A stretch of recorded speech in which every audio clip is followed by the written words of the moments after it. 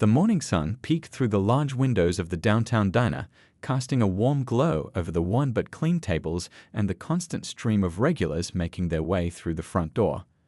The smell of fresh coffee and sizzling bacon filled the air as the breakfast rush kicked into high gear. Behind the counter, Amy Chen had already been on her feet for 3 hours, but you'd never know it from the genuine smile she wore as she greeted each customer. At 23, Amy was the kind of person who could light up a room without trying.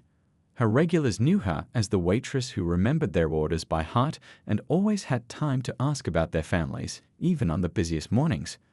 What most didn't know was that she was also a full-time student at the local university, studying business management while working to pay her tuition. "Order up," called out Ray, the cook who'd been working at the diner longer than Amy had been alive. He slid 2 plates of steaming pancakes across the counter, throwing Amy a knowing wink. She'd been working there for 3 years, and the older man had become something of a father figure to her, always looking out for her well-being and slipping her extra food during her breaks. The bell above the door chimed again, and Amy looked up to see a new face entering the diner. The woman who walked in seemed to bring the temperature down several degrees just by her presence. Dressed in what was clearly a designer outfit that cost more than Amy made in a month, the woman, who appeared to be in her early 50s, surveyed the diner with barely concealed disdain, her perfectly manicured fingers adjusting the expensive handbag on her arm. "Table for one," she announced loudly, not bothering to wait for anyone to greet her. The woman's eyes swept across the busy diner as if she were inspecting a property she might condemn. Her lips pursed in a way that suggested she found everything beneath her standards. Amy quickly grabbed a menu and led the woman to one of the few empty tables by the window. "Good morning. Welcome to Downtown Diner. My name is Amy, and I'll be taking care of you today," she said warmly, setting down the menu. "Can I start you off with some coffee?" The woman, who would later be known across social media as Patricia Williams, barely glanced at Amy as she pulled out her phone, which was newest model available. "Black coffee, no sugar. And make it quick, some of us have actual jobs to get to." The subtle dig wasn't lost on Amy, but she maintained her professional demeanor. After all, she'd dealt with difficult customers before. What she didn't know was that this particular customer would change the course of her life in ways she couldn't imagine. As Amy moved between her other tables, checking on the elderly couple who came in every Tuesday for their weekly breakfast date, and the group of construction workers who always left her generous tips, she kept an eye on her new customer. There was something about the woman's energy that put her on edge, a feeling she'd learned to trust during her years in customer service. The diner was particularly busy that morning. A local business was having a breakfast meeting in the corner booth. A mother was trying to wrangle 3 young children into eating their eggs rather than wearing them, and the usual morning regulars filled most of the counter seats. The cheerful chaos of it all was one of the things Amy loved most about her job, the way the diner felt like a slice of real life, where everyone was welcome and equal. She returned to Patricia's table with a steaming cup of black coffee, setting it down carefully. "Here's your coffee, ma'am. Are you ready to order, or do you need a few more minutes with the menu?" Patricia raised the cup to her lips without acknowledging Amy's question. The moment the coffee touched her tongue, her face contorted into an expression of exaggerated disgust. What happened next would be replayed thousands of times on social media, but in that moment, it felt like time stood still in the busy diner. Little did Amy know, this ordinary Tuesday morning was about to become anything but ordinary, and the next few minutes would spark a chain of events that would ripple through their community and beyond. The regular customers who had become like family to her over the years were about to witness something that would test their collective humanity and prove that sometimes the worst moments can bring out the best in people. The low murmur of conversation and clinking of cutlery continued around them, but Amy could feel the tension building like a storm about to break. She'd dealt with unhappy customers before, but something in Patricia's eyes told her this was different. This wasn't about coffee at all. This was about power, and what some people choose to do with it. "This is absolutely unacceptable," Patricia's voice cut through the diner's friendly atmosphere like a knife. "I specifically asked for black coffee. Are you too incompetent to understand such a simple request?" She held up the cup, showing a slight lightness to the coffee that suggested a splash of cream had been accidentally added. Amy's heart sank as she realized her mistake. In the morning rush, she must have grabbed the wrong pot, an honest error that could happen to anyone. "I'm so sorry about that, ma'am. Let me get you a fresh cup right away," she said, reaching for the cup. But Patricia wasn't interested in a simple solution. Her face reddened with an anger that seemed far too intense for such a minor mistake. "Sorry? You're sorry?" She let out a harsh laugh that drew the attention of nearby customers. "This is exactly what's wrong with your generation. No attention to detail, no work ethic, and then you expect everything handed to you." The diner had grown quieter now, conversations dying down as more people turned to watch the scene unfolding. Amy could feel her cheeks burning, but she kept her voice steady and professional. "Ma'am, I understand you're upset. I'll bring you a new coffee right away, and of course it will be on the house." That's when things took an ugly turn. Patricia's expression twisted into something ugly as she looked Emmy up and down. "Of course it'll be free. And you know what else? I'm going to make sure everyone knows how people like you treat paying customers." The words "people like you" hung in the air, heavy with prejudice that had nothing to do with coffee or customer service. Several diners shifted uncomfortably in their seats, recognizing the hateful undertone in Patricia's voice. What happened next seemed to unfold in slow motion. Patricia stood up, her designer heels clicking against the floor as she raised the coffee cup. "Maybe this will teach you to pay attention," she snarled, and before anyone could react, she flung the contents of the cup directly at Amy. The hot coffee splashed across Amy's chest and arms, soaking through her uniform. She gasped, more from shock than pain at first, though the burning sensation quickly followed. The coffee wasn't scalding hot anymore, but it was still warm enough to hurt. The diner erupted in chaos. Mr. Thompson, the kind elderly man who came in every morning for his breakfast, was on his feet faster than anyone would have expected from an 80-year-old. "How dare you?" His usually gentle voice booming with anger. Lisa, a regular customer who happened to be a nurse, rushed to Amy's side with napkins and her professional instinct kicking in. "Honey, let me look at those burns," she said, her voice calm but her eyes flashing with anger at Patricia. Meanwhile, the construction workers from Table 6 had formed a protective semicircle around Amy, while one of them pulled out his phone and started recording. The mother with 3 kids covered their eyes, but not before announcing loudly, "This is what we never do, kids. We never hurt people, no matter how angry we are." Patricia, seemingly shocked by the immediate response from the diner's patrons, took a step back. But instead of showing any remorse, she doubled down. "Oh please," she scoffed, reaching into her designer bag. "Here's $100 for the uniform. Though it's probably worth more than you make in a day." She tried to toss the bill on the table, but a gust from the ceiling fan sent it fluttering to the floor. Carlos, the youngest of the construction workers, had been live-streaming the entire incident. "Got it all on video," he announced, his voice hard with anger, "including the assault and the racist comments." Patricia's face paled slightly at the word video, but she tried to maintain her superior attitude. "Video what you want. Do you know who I am? I own half the properties in this area.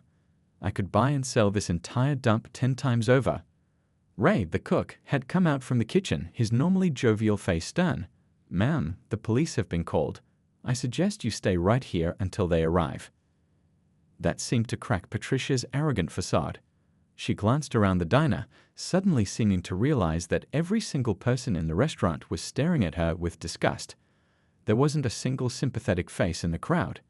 Even the business people in the corner, dressed in suits similar to her own, were shaking their heads in disapproval. For a moment, it looked like Patricia might actually wait for the police, but then the distant sound of sirens made her decision for her. She grabbed her bag and made a dash for the door, nearly tripping in her expensive heels. "You haven't heard the last of this," she shouted over her shoulder as she fled. "I'll have this place shut down." What Patricia didn't realize as she sped away in her luxury car was that she was right about one thing. This wasn't the last anyone would hear of this incident. But the story was about to take a very different turn than she expected, and her morning of cruelty was about to become the biggest mistake of her life. The next few hours after Patricia's dramatic exit turned the small downtown diner into the center of an unexpected storm. Lisa, the nurse, had insisted on documenting Amy's burns with her phone while she treated them. "These aren't just red marks, honey," she said gently. "This is actual assault, and we need to make sure it's properly recorded." The police arrived within minutes, but Patricia was long gone. Officer Thompson, no relation to the elderly regular customer, took statements from everyone while his partner reviewed the security camera footage that Ray, the cook, had already pulled up on the diner's ancient computer system. The cameras caught everything, Ray said, his voice still shaking with anger. Even the audio is clear as day. He'd worked at the diner for 25 years and had never seen anything like this. Meanwhile, Carlos' livestream had already started making waves. His construction worker buddies had shared it in their group chats, and from there, it spread like wildfire. By lunchtime, the video had been picked up by several local news stations' social media accounts. The comment sections exploded with support for Amy. "This is not okay. Someone find out who this woman is. My heart breaks for that sweet waitress. She handled it with such grace. I know that diner, best service in town. This is disgusting behavior." What really caught people's attention wasn't just the coffee-throwing incident, but the way the community had instantly rallied around Amy. The video showed how customers had immediately stepped up to help, forming a protective circle around her, offering first aid, and standing up to Patricia's bullying. Around 2 p.m., just as the lunch rush was winding down, a local news van pulled up outside the diner. The reporter, a kind-faced woman named Jenny Wu, had specifically requested to interview Amy. "People want to hear your story," she explained. "Not just about what happened, but about who you are." Amy, who had changed into a spare uniform and insisted on finishing her shift despite everyone's protests, initially hesitated.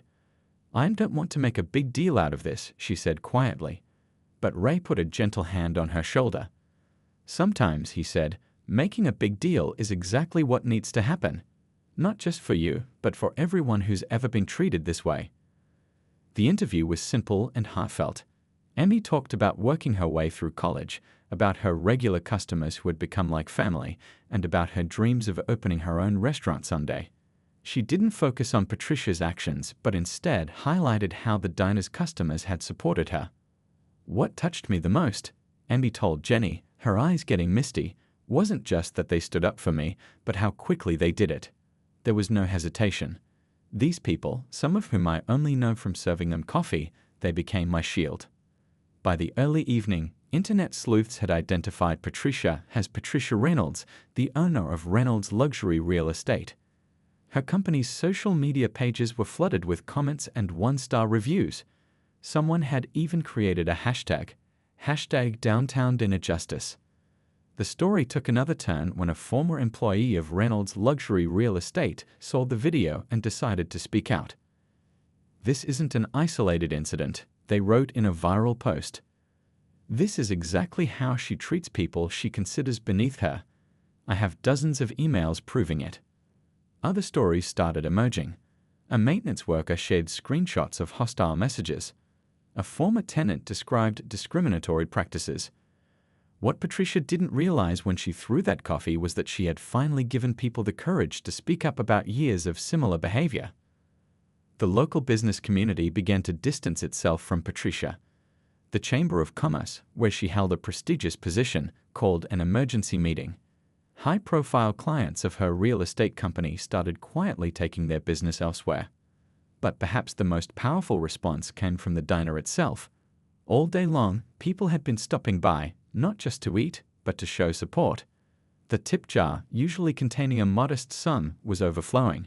Customers were paying for their meals and then leaving extra money for Amy's college fund. A young web designer who was having lunch created a fundraising page right there at his table. Within hours, it had raised thousands of dollars for Amy's education. The description read, "Let's show that kindness is stronger than hate." As the sun set on that extraordinary day, Amy sat in a booth after her shift, surrounded by Ray, Lisa, Mr. Thompson, and several other regulars who had stayed to make sure she was okay. The diner felt different somehow, no longer just a place to get coffee and eggs, but a symbol of something more. "You know what's funny?" Amy said, looking around at these people who had become her second family. "She thought she was going to teach me a lesson today. And I did learn something, just not what she intended." The others looked at her questioningly. "I learned that for every person who wants to tear you down, there are dozens more ready to build you back up." and that's worth more than all the fancy real estate in the world. Little did they know, this was just the beginning. The next day would bring even more surprising developments in a story that was rapidly becoming about much more than just a cup of coffee. The morning after the coffee incident brought a wave of revelations that nobody, especially Patricia Reynolds, could have anticipated. While she had been hiding in her luxury penthouse, refusing to answer calls, the internet had been working overtime to expose years of her hidden behavior. By 9 a.m., the story had gone beyond local news. A national morning show picked up the footage, and their hosts spent several minutes discussing not just Patricia's actions, but the heartwarming response from the diner's customers. "This is what community looks like," one host commented, gesturing to the clip of customers rushing to Amy's aid.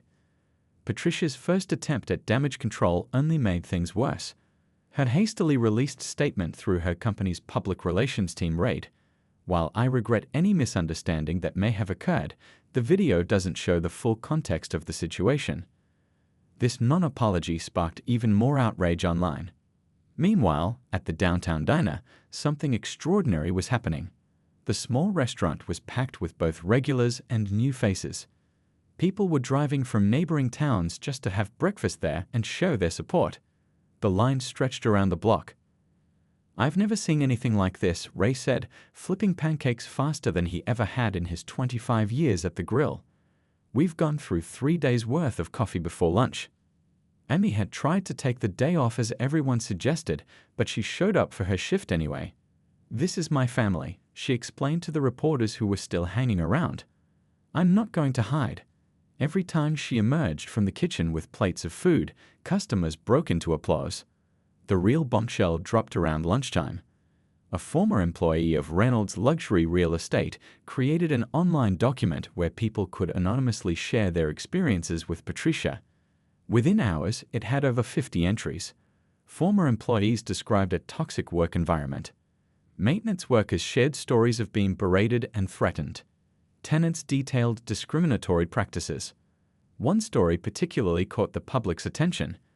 A retired teacher wrote about how Patricia had evicted her elderly mother from an apartment building after buying it, despite the woman having lived there for 30 years. The reason?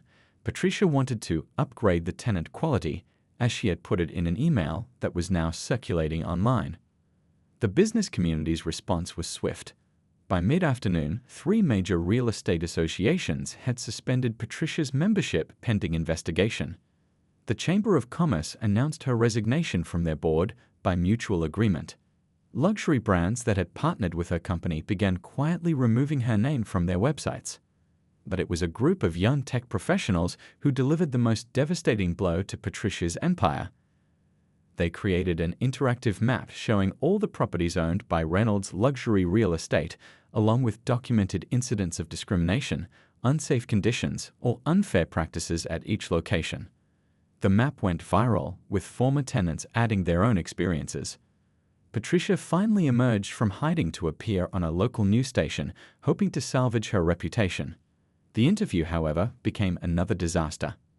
When asked about throwing coffee at Amy, Patricia claimed she had barely spilled a few drops and that Amy was playing victim for attention.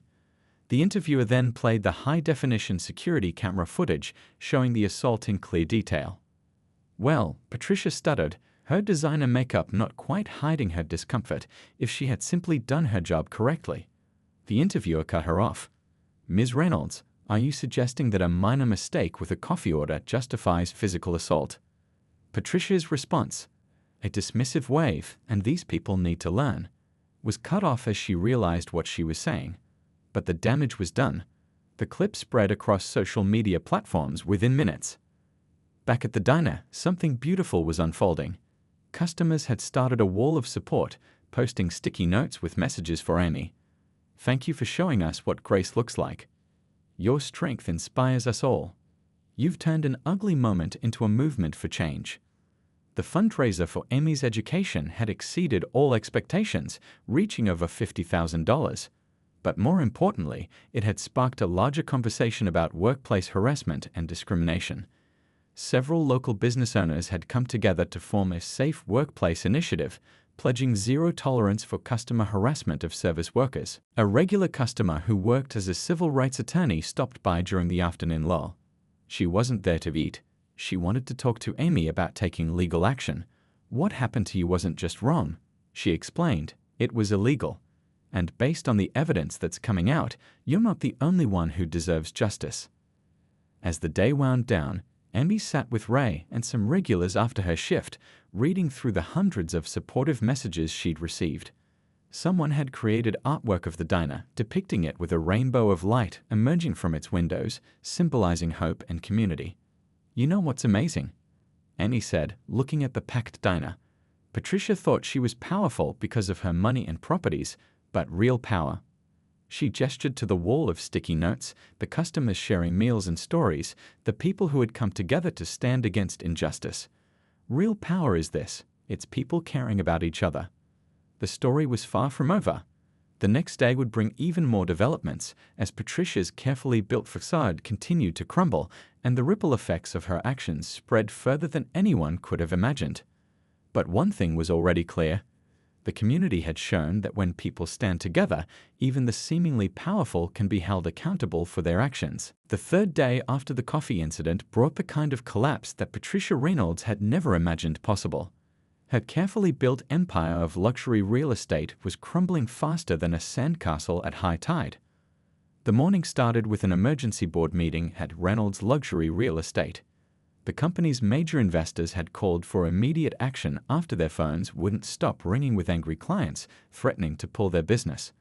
The meeting was supposed to be private, but someone leaked the audio recording. This isn't just about one incident, a board member could be heard saying. The evidence coming out shows a pattern of behavior that puts our entire company at risk. We have no choice but to act. Patricia's response, also caught on the recording, sealed her fate. Oh, please. Like any of you care about some Waitress, this will blow over in a week. It wouldn't blow over, not this time. By noon, the board had voted to remove Patricia from her position as CEO. The vote was unanimous. The company she built over 20 years would continue under new leadership, and her name would be removed from the business entirely. The real estate community, which Patricia had once dominated, turned its back on her completely. 3 major development deals worth millions fell through. High-profile clients publicly announced they would no longer work with any business associated with her name. Property owners who had listed their luxury homes with her company were calling to cancel their contracts. Local news crews captured the moment Patricia's personal assistant walked out of the office building carrying a box of belongings. The assistant, who had worked for Patricia for 5 years, stopped to face the cameras. I've kept quiet about a lot of things, she said, her voice shaking but determined. But not anymore. The way she treated that waitress, that's exactly how she treats everyone she thinks is beneath her. And I can prove it. The assistant had kept copies of emails, text messages, and recorded conversations, a detailed record of Patricia's behavior over the years. She handed everything over to the investigators who were now looking into discrimination complaints against the company. Meanwhile, the downtown diner had become something of a local landmark. People weren't just coming for the food anymore, they were coming to be part of something bigger. The small restaurant had become a symbol of standing up against bullying and discrimination. Amy, still working her regular shifts, had declined most interview requests, but she did agree to speak at a local high school assembly about standing up to bullying. She didn't focus on Patricia or the incident. Instead, she talked about the power of community and kindness. The real story isn't about the person who tried to hurt me, she told the students. It's about all the people who stood up to help.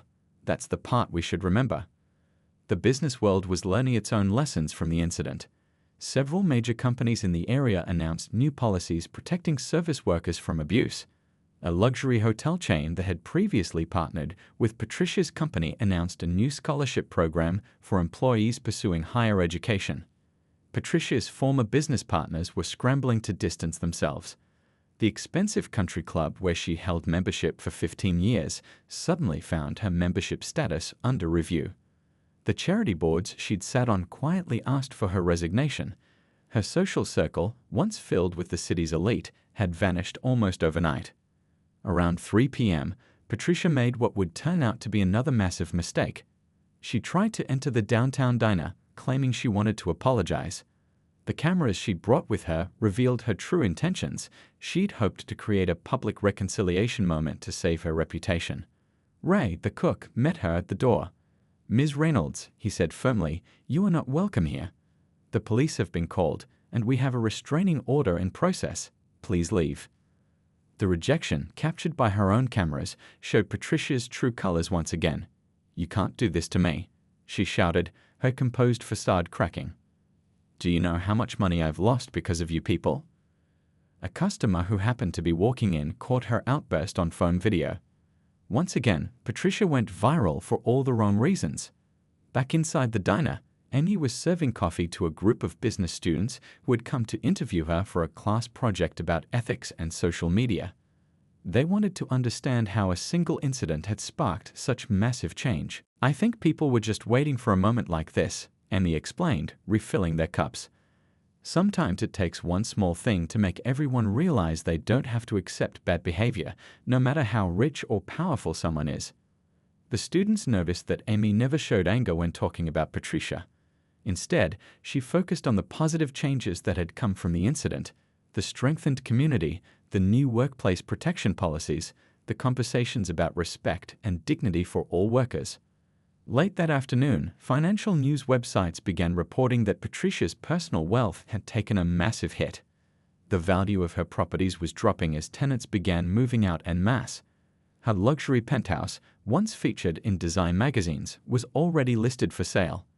But perhaps the most telling moment came when Patricia's own daughter, who had remained silent until now, posted a simple message on social media. "I've watched the video 100 times, trying to find some way to defend my mother's actions. I can't. What she did was wrong, and she needs to accept responsibility for once in her life." As evening fell, Amy finished her shift and joined her regular customers, now friends, for dinner. The diner's wall of support had grown so large it now covered 2 walls, each note a reminder that sometimes the worst moments can bring out the best in people. "You know what's funny?" Amy said, looking around at the busy diner. "She thought she was teaching me a lesson about power. Instead, she taught everyone a lesson about justice." The next day would bring even more developments as the legal consequences of Patricia's actions began to unfold. But the biggest changes had already happened, not in courtrooms or boardrooms, but in the hearts and minds of a community that had chosen to stand together against injustice. 1 week after the coffee-throwing incident, the legal storm that had been brewing finally broke loose. The district attorney's office announced they were pursuing criminal charges against Patricia Reynolds for assault and battery. But that was just the beginning of her legal troubles. The civil rights attorney who had visited the diner wasn't working alone anymore. She had assembled a team of lawyers who were building a much bigger case. They had gathered statements from over 50 former employees and tenants, all documenting years of discriminatory practices and abusive behavior. "This isn't just about one cup of coffee," the lead attorney explained during a press conference on the steps of the courthouse. "This is about a pattern of behavior that has hurt countless people over the years. Ms. Reynolds is about to learn that money can't buy immunity from consequences." Meanwhile, the downtown diner had become something unexpected, a symbol of hope and community solidarity. Local artists had painted a beautiful mural on the building's sidewall, showing hands of different colors joined together. The image went viral, with people traveling from other states just to take pictures in front of it. Amy's education fund had grown beyond anyone's wildest expectations. What started as a simple fundraiser had turned into a full scholarship foundation. Local business owners had joined together to create the Downtown Diner Scholarship, which would help service industry workers pursue their education while working. "We want to turn this negative incident into something positive that will help people for years to come," explained the owner of a local tech company who had helped set up the foundation. "Amy showed us all what grace under pressure looks like. Now it's our turn to pay it forward." The morning news shows couldn't get enough of the story. They weren't just covering Patricia's downfall, they were focusing on the way the community had responded. Social researchers were calling it the downtown effect, how one incident of cruelty had sparked a movement of kindness. Patricia's lawyers tried to arrange a settlement, offering Amy a substantial sum of money to put this unfortunate incident behind us. Her response, delivered through her legal team, was straightforward. This isn't about money. This is about making sure nobody else has to go through what I did. The support for Amy took an unexpected turn when a group of real estate agents who had quit Patricia's company came forward. They shared stories of being forced to discriminate against potential tenants and buyers. Their evidence would prove crucial in the growing legal case. Around lunchtime, the diner got a surprise visit from a famous civil rights leader. He didn't come with cameras or fanfare, he just wanted to have lunch and shake Emmy's hand. Sometimes, he told her, the biggest changes start with the smallest moments of courage. The city council announced they would be reviewing all building permits and contracts associated with Patricia's former company. Inspectors discovered numerous violations that had been covered up through bribes and threats.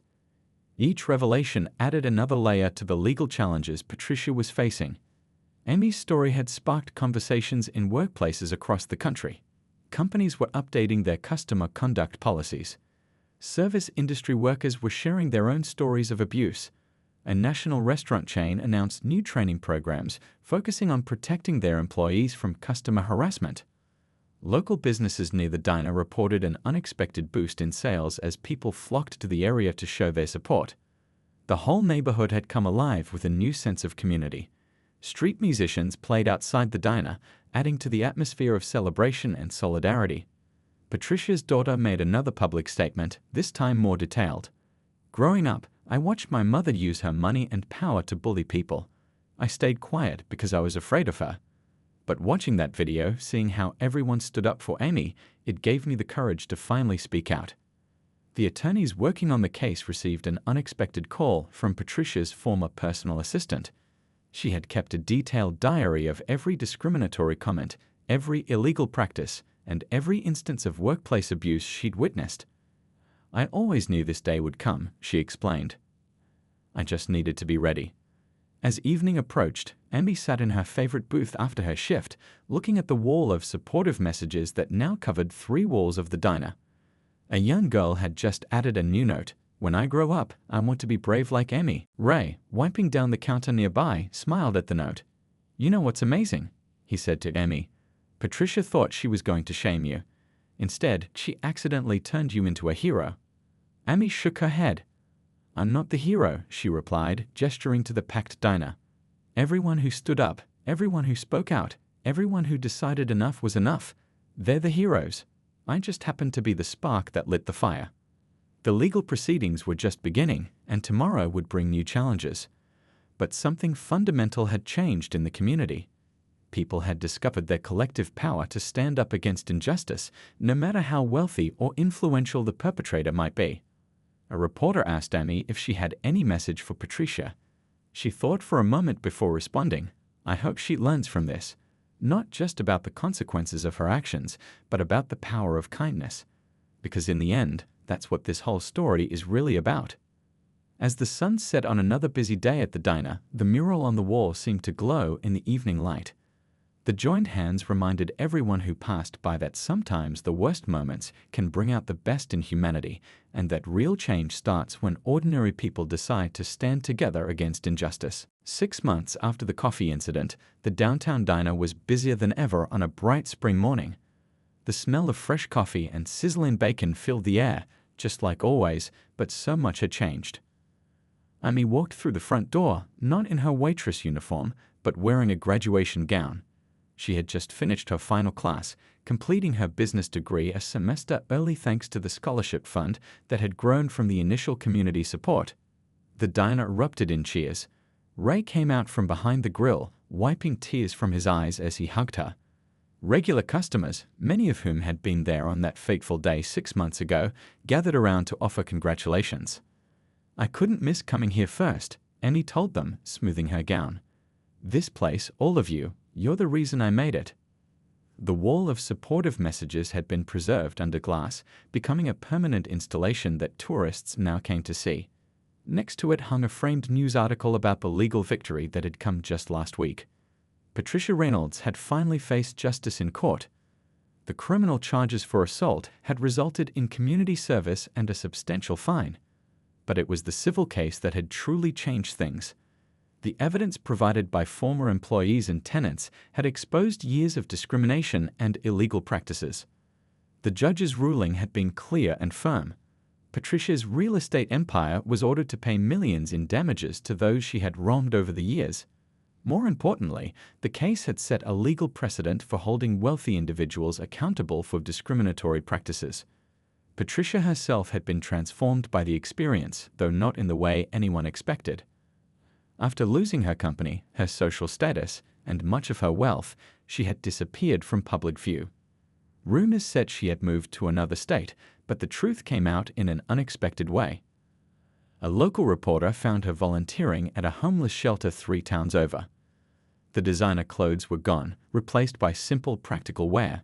When asked for comment, she said only, "I'm trying to learn what real value looks like." Back at the diner, Amy's celebration was interrupted by a surprise announcement. Ray gathered everyone's attention by tapping a spoon against a coffee cup. "Some of you know I've been thinking about retirement," he said, his voice thick with emotion. "Been cooking here for 25 years. But I couldn't just sell this place to anyone. It's more than a diner now, it's a symbol of something important." He turned to Amy, holding out an envelope. "That's why I'm offering you first chance to buy it." With a loan program set up by the Community Business Association, "They believe in you, kid. We all do." Amy's hands shook as she opened the envelope.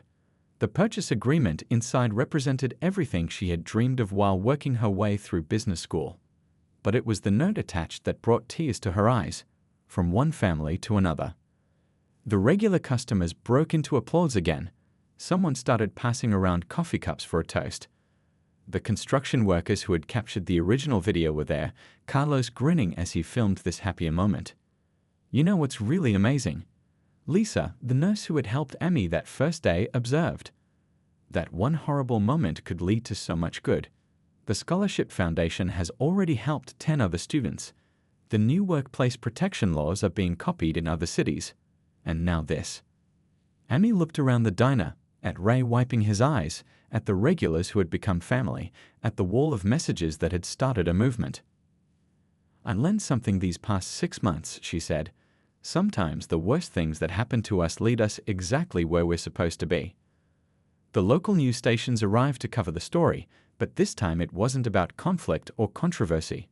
It was about transformation, how a community had turned an act of cruelty into a catalyst for change.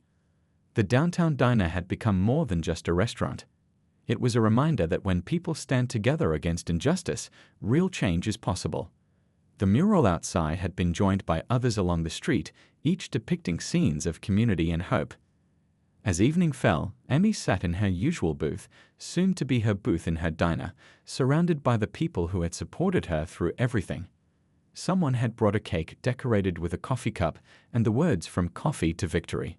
"You know what I'm going to change first?" she asked, looking around at her future business. "What's that?" Ray asked, already knowing he'd like the answer. "Nothing," Amy smiled.